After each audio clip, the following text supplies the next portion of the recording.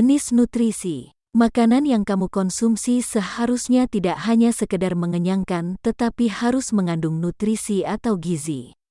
Nutrisi atau gizi adalah zat yang dibutuhkan makhluk hidup sebagai sumber energi, mempertahankan kesehatan, pertumbuhan, dan untuk berlangsungnya fungsi normal pada setiap jaringan dan organ tubuh.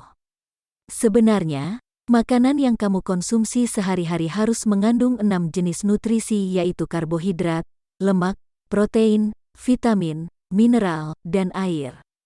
Karbohidrat, lemak, dan protein dibutuhkan dalam jumlah yang banyak, sedangkan vitamin dan mineral dibutuhkan tubuh dalam jumlah yang sedikit. Karbohidrat, lemak, protein, dan vitamin merupakan nutrisi organik yang mengandung karbon. Sebaliknya, nutrisi anorganik seperti air dan mineral tidak mengandung karbon. Makanan yang mengandung karbohidrat, lemak, dan protein perlu dicerna atau dipecah terlebih dahulu oleh tubuh. Sedangkan air, vitamin, dan mineral dapat diserap langsung oleh sel-sel tubuh.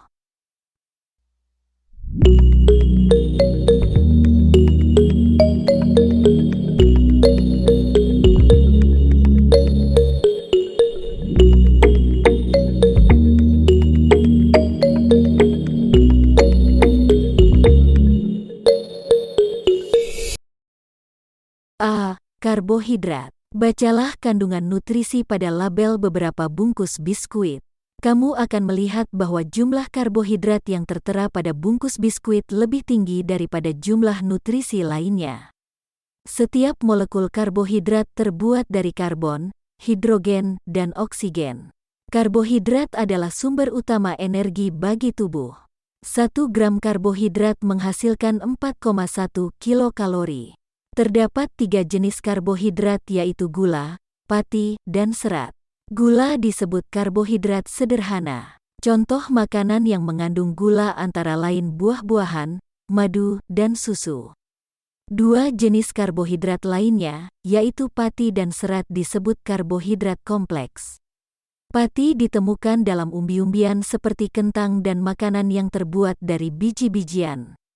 Serat, seperti selulosa, ditemukan di dinding sel tumbuhan.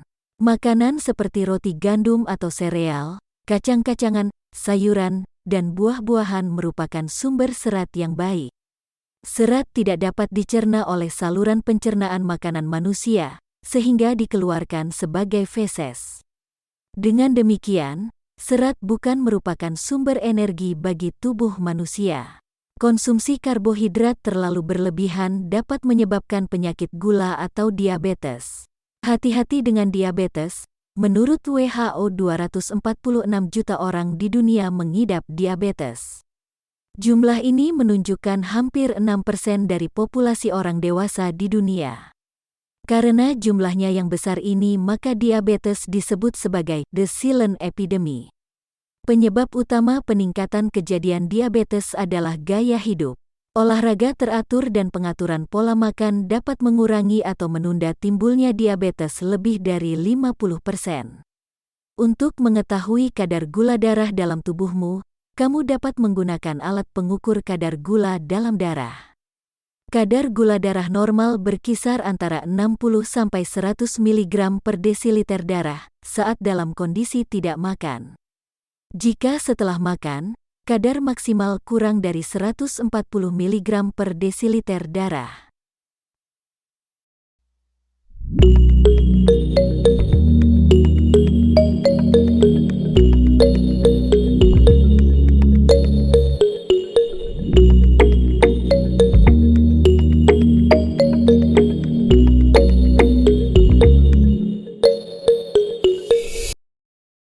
B. Lemak. Lemak atau lipid diperlukan tubuh karena menyediakan energi sebesar 9,3 kal per gram, melarutkan vitamin A, D, E, K, dan menyediakan asam lemak esensial bagi tubuh manusia.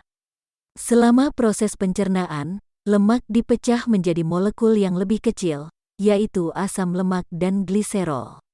Lemak merupakan unit penyimpanan yang baik untuk energi. Kelebihan energi dari makanan yang kamu makan akan diubah menjadi lemak dan disimpan untuk digunakan di lain waktu. Berdasarkan struktur kimianya, dikenal lemak jenuh dan lemak tak jenuh. Lemak tak jenuh biasanya cair pada suhu kamar. Minyak nabati serta lemak yang ditemukan dalam biji adalah lemak tak jenuh. Lemak jenuh biasanya padat pada suhu kamar, ditemukan dalam daging, susu, keju, minyak kelapa, dan minyak kelapa sawit. Lemak jenuh yang berlebih dapat meningkatkan kolesterol darah yang dapat menyebabkan penyakit jantung dan stroke.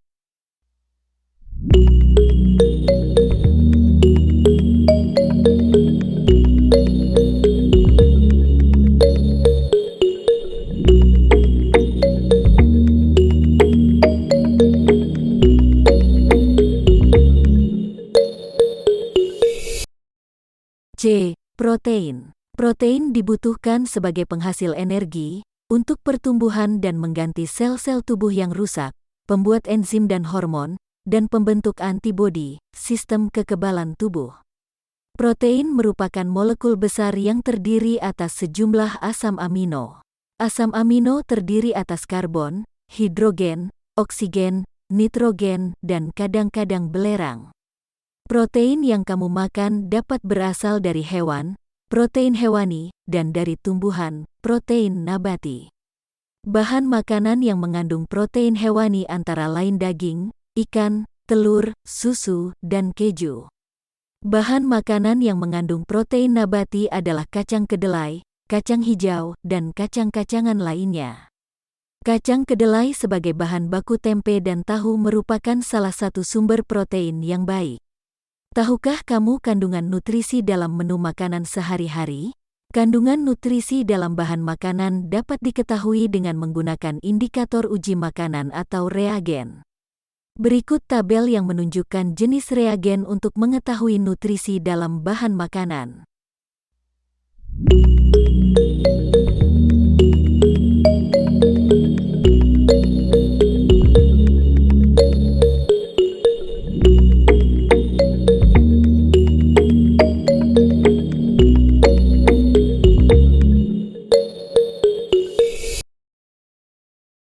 D. Vitamin. Masih ingatkah kamu bahwa vitamin dibutuhkan tubuh dalam jumlah sedikit? Walaupun dibutuhkan dalam jumlah sedikit namun harus ada, karena vitamin diperlukan untuk mengatur fungsi tubuh dan mencegah beberapa penyakit. Vitamin dikelompokkan menjadi dua, yaitu vitamin yang larut dalam air, vitamin B dan C, dan vitamin yang larut dalam lemak, vitamin A, D, E, dan K. Khusus vitamin D dapat terbentuk ketika kulit terkena sinar matahari, karena di dalam tubuh ada provitamin D. Perhatikan tabel berikut mengenai jenis vitamin, sumber, dan manfaatnya.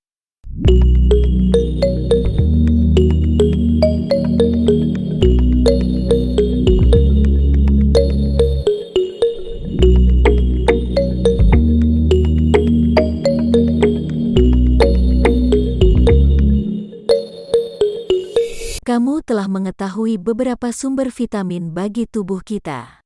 Kekurangan vitamin tersebut dapat menyebabkan beberapa gangguan di dalam tubuhmu. Salah satu contoh yang sering kita jumpai sehari-hari adalah kekurangan vitamin C.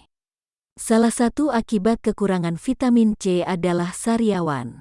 Pernahkah kamu mengalaminya? Untuk pengobatan atau pencegahan sariawan biasanya disarankan untuk banyak mengonsumsi buah-buahan yang asam seperti jeruk, stroberi, atau asam jawa.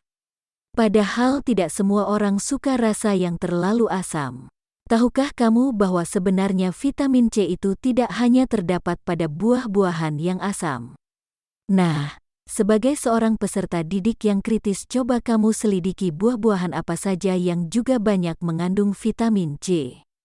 Jadi kamu dapat memberikan alternatif saran bagi orang yang menderita sariawan untuk mengonsumsi buah lain yang mengandung banyak vitamin C.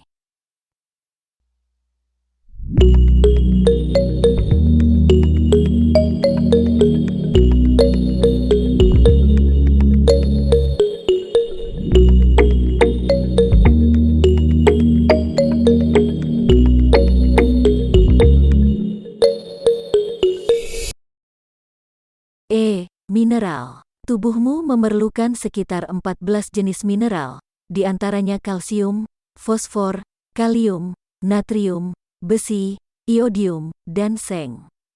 Mineral merupakan nutrisi yang sedikit mengandung atom karbon. Satu jenis makanan yang kita konsumsi ternyata dapat mengandung lebih dari satu jenis zat gizi, misalnya pada susu terkandung protein, lemak, serta juga mineral berupa kalsium. Mineral berfungsi dalam proses pembangunan sel, membantu reaksi kimia tubuh, mengangkut oksigen ke seluruh tubuh, dan pembentukan dan pemeliharaan tulang. Beberapa mineral dibutuhkan tubuh kita dalam jumlah yang sangat sedikit, sebagian yang lain cukup banyak. Berbagai mineral yang dibutuhkan tubuh, manfaatnya serta sumbernya dapat dicermati pada tabel berikut tentang berbagai mineral yang dibutuhkan tubuh.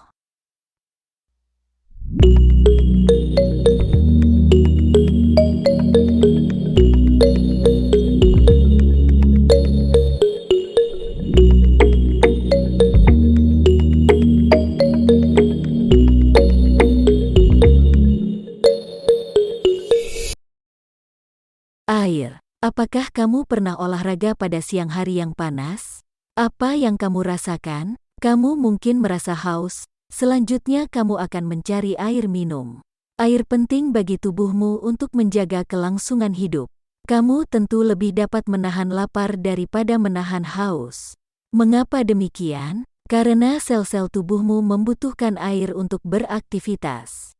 Di samping itu, nutrisi yang masuk ke tubuh kamu tidak dapat digunakan oleh sel-sel tubuh bila tidak terlarut dalam air. Sekitar 60–80% sel tubuh makhluk hidup terdiri atas air. Tubuh dapat kehilangan air ketika bernapas, berkeringat, buang air besar maupun air kecil. Kehilangan air tersebut harus segera diganti dengan minum air sebanyak 2 liter atau 8 gelas sehari. Namun, minum air bukan satu-satunya cara untuk memasok sel-sel dengan air, karena tanpa kita sadari makanan yang kita makan mengandung banyak air. Contoh, apel mengandung 80% air dan daging mengandung 66% air. Air dibutuhkan oleh tubuh sebagai pembentuk sel dan cairan tubuh, pengatur suhu tubuh, pelarut zat-zat gizi lain dan pembantu proses pencernaan makanan, pelumas dan bantalan, media transportasi, dan media pengeluaran sisa metabolisme.